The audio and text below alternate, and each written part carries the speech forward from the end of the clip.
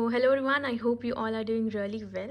तो last lecture में पढ़ा था कि इंडिपेंडेंस के बाद जो हमारा पहला कॉन्स्टिट्यूशन असेंबली में एक स्पेशल सेशन रखा गया था, जहाँ पे हमारे पहले प्राइम मिनिस्टर जवाहरलाल नेहरू ने एक स्पीच दिया था, बहुत फेमस स्पीच जिसका नाम था ट्रस्ट विद डेस्टिनी, भाग्य के साथ विकास। और फिर हमने देखा था कि दो गोल्स कौन कौन से थे जिस पे हमें हमारे लीडर्स को उसको फिलफिल करना था। आफ्टर इंडिपेंडेंस सबसे पहले उन्हीं पे फोकस करना था कि कैसे इन गोल्स को पूरा किया जाए।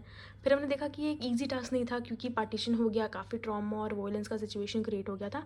इस तरीके से हमने एक इंट्रोडक्टरी वीडियो देखा था। अब आज का जो टॉपिक है वो है 3 चैलेंजेस। सो ये जो 3 चैलेंजेस की बात करी जा रही है वो ये है जो इंडिपेंडेंस के तुरंत बाद हमारे लीडर्स को फेस करनी पड़ी थी हमारी कंट्री के लिए। 3 चैलेंजेस। ये जो 3 चैलेंजेस की हम बात कर रहे हैं उसमें से जो पहला है वो ये है कि the first and the immediate challenge was to shape a nation that was united yet accommodative of the diversity in our society. तो जो सबसे पहला और इमीडिएट चैलेंज था वो ये था कि हम अपने नेशन को शेप कैसे करें। यूनाइटेड तो हमें पता है कि हाँ, इतनी दूरी तक इंडिया है हमारा, लेकिन इंडिया के अंदर कितने सारे स्टेट्स हैं, वहाँ पे लोग डिफरेंट डिफरेंट लैंग्वेजेस बोलते हैं, डिफरेंट रिलीजन को फॉलो करते हैं, काफ़ी डाइवर्सिटी है। तो ये काफ़ी टफ टास्क था हमारे लीडर्स के लिए ये काम करना कि हम अपने कंट्री को शेप किस तरीके से करें। क्योंकि ये काफ़ी माना जाता है, बिलीव किया जाता है कि जिस कंट्री में इतनी डाइवर्सिटी है वो लंबे समय के लिए एक साथ नहीं रह पाती है। हो सकता है आगे जाके पार्टीशन हो जाए या कुछ ये एक बहुत बड़े वॉर का या वॉयलेंस का फॉर्म ले लें। इस तरीके से सिचुएशन हो सकती है। इसलिए काफ़ी गंभीर चैलेंज था इसको बनाना कि हम इंडिया को कैसे शेप करें। दूसरा चैलेंज क्या था? The second challenge was to establish democracy.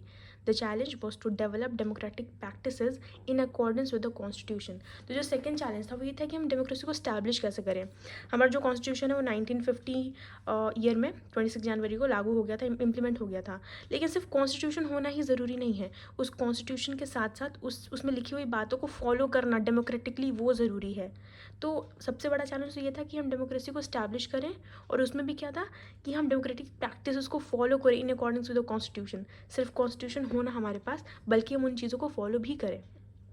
Right now the third challenges the third challenge was to ensure the development and the well-being of the entire society and not only of some section. तो जो third challenge था वो ये था कि हम किस तरीके से डेवलपमेंट करें, सबकी भलाई के लिए काम करें, और ये किसी एक सेक्शन के लिए नहीं या दूसरे सेक्शन के लिए नहीं, बल्कि पूरी सोसाइटी के लिए एक साथ।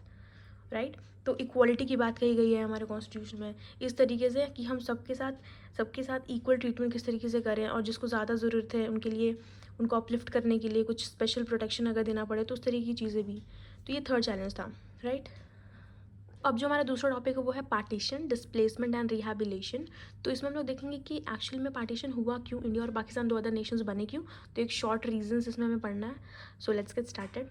On 14-15 August 1947 not only one but two nation states came into existence, India and Pakistan. तो 14 और 15 अगस्त मिडनाइट में हमारा पार्टीशन हुआ था, जैसे कि आपको पता है 1947 में। तो एक नहीं बल्कि दो नेशन बने, कौन कौन से? इंडिया और पाकिस्तान। क्यों? क्योंकि according to the two nation theory advance by the Muslim League, India consisted of not only one but two people, Hindus and Muslims. तो एक टू नेशन थ्योरी दी गई थी, किसके द्वारा? मुस्लिम लीग के द्वारा। और वो टू नेशन थ्योरी क्या बोलता था कि इंडिया के पास दो लोग हैं, एक नहीं दो। कौन कौन? हिंदूज और मुस्लिम्स। तो वो ये चाहते थे कि हिंदूज़ के लिए एक अलग जगह दिया जाए और मुस्लिम्स के लिए अलग। Congress oppose this theory and the demand for Pakistan. लेकिन जो कांग्रेस पार्टी थी उसने हमेशा इस थ्योरी को अपोज किया है, और साथ ही साथ जो पाकिस्तान को क्रिएट करने का डिमांड है उसको भी। But several political developments in 1940s, the political competition between Congress and Muslim League and the British rule led to the creation of Pakistan. लेकिन हुआ क्या कि जो political competition था कांग्रेस और मुस्लिम लीग के बीच में कि नहीं हमें करना है, हमें चाहिए पाकिस्तान, कांग्रेस बोली थी कि नहीं कांग्रेस पाकिस्तान नहीं बनेगी। इस तरीके से काफ़ी कंपटीशन चल रहा था। साथ ही साथ ब्रिटिश का बहुत बड़ा रोल था क्रिएशन ऑफ पाकिस्तान के पीछे। पार्टीशन हो ही गया था। तो पहले तो टू नेशन थ्योरी क्या बोल रही है वो आपको ध्यान में रखना है कि हाँ, इंडिया में एक नहीं बल्कि दो लोग हैं। किसने बोला था? मुस्लिम लीग ने। हिंदूज़ और मुस्लिम्स, तो उन लोगों को चाहिए था कि अलग अलग जगह मिले, अलग अलग नेशंस बने। और पॉलिटिकल कंपटीशन की वजह से, ब्रिटिश के रूल की वजह से फाइनली जो है वो पाकिस्तान का क्रिएशन हो गया था। सो इस लेक्चर में इतना ही। I hope this is clear and thank you for watching. Keep learning, keep supporting and I will keep making videos for you. Thank you.